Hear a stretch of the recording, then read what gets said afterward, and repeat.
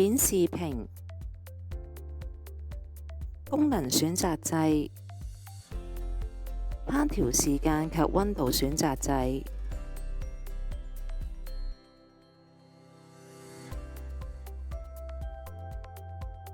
燒烤架、玻璃托盤、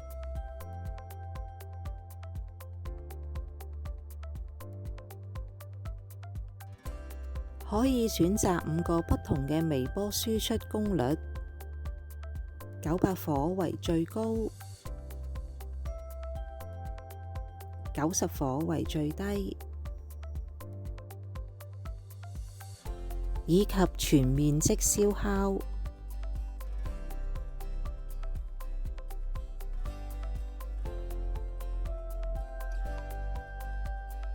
輕觸開門掣，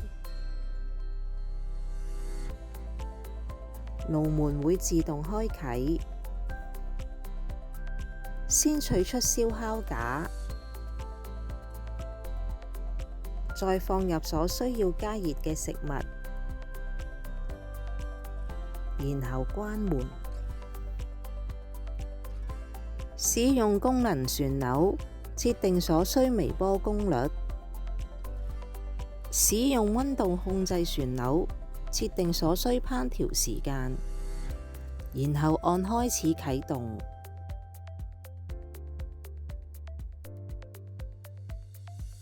放入燒烤架，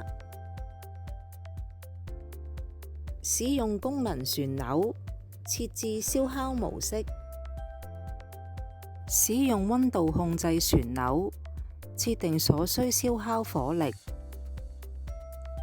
1為最低火力，3為最高火力。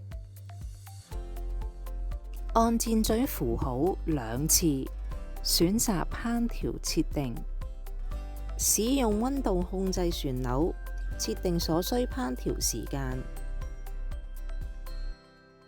然後按開始啟動。